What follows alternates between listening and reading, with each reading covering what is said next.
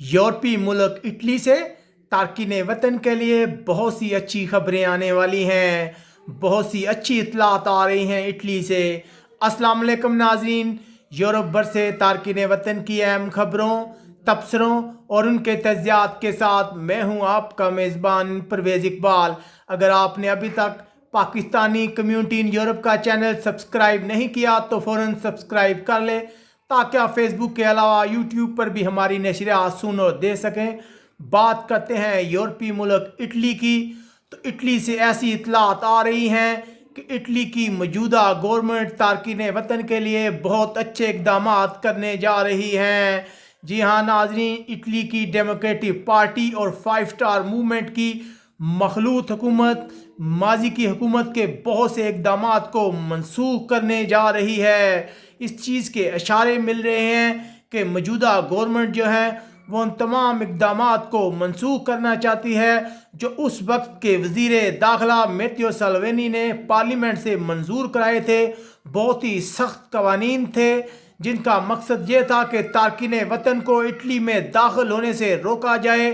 اس وقت اٹلی میں رہنے والے تارکین وطن کو بہت تنگ کیا گیا تھا۔ لوگوں کو ملک بدری کے 90 سے لے کر 180 دن تک حراست میں رکھنے والے ٹائم کو بھی دگنا کر دیا گیا تھا۔ اس کے علاوہ ایک خصوصی حکم نامے کے تحت وزیر داخلہ کو یہ اختیار دے دیا گیا تھا کہ وہ اٹلی کی سمندری حدود میں داخل ہونے والے کسی بھی جہاز کو روک سکتے ہیں۔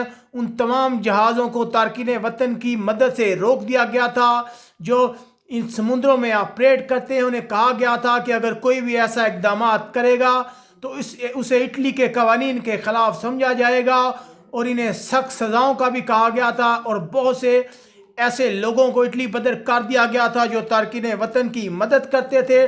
اب اس طرح کے اشارے مل رہے ہیں کہ اٹلی کی حکومت نئے سرے سے ان قوانین کو چینج کرنا چاہتی ہے۔ دوسری طرف ہیومن رائٹ واچ کا بھی کہنا ہے کہ اٹلی کی موجودہ گورنمنٹ کی طرف سے اشارے مل رہے ہیں کہ وہ ان اقدامات کو منسوخ کرنا چاہتی ہے، لیکن ضرورت اس بات کی ہے کہ فوری طور پر ان اقدامات کو منسوخ کیا جائے، دوبارہ لوگوں کو آزادی دی جائے۔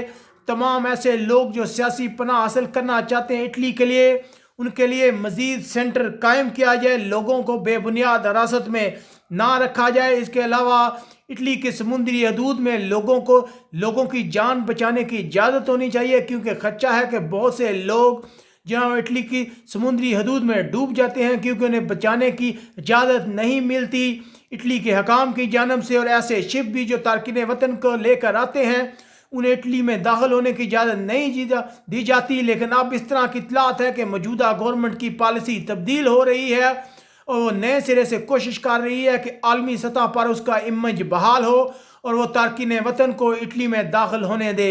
امید ہے کہ آنے والے دنوں میں اٹلی کی موجودہ گورنمنٹ ان تمام فرسودہ قانون کو منسوخ کر دے گی جو میٹیو سالوینی کے دور میں پارلیمنٹ نے منظور کیے تھے، اور تارکین وطن کو آزادی سے اٹلی میں سیاسی پناہ حاصل کرنے دی جائے گی۔ امید ہے آپ کو ہمارا یہ ویڈیو پسند آیا ہوگا۔ اپنے ارد گرد کے لوگوں کا خیال رکھیے گا۔ بارسلونا سے ہمیں اجازت دیجیے گا۔ اللہ حافظ۔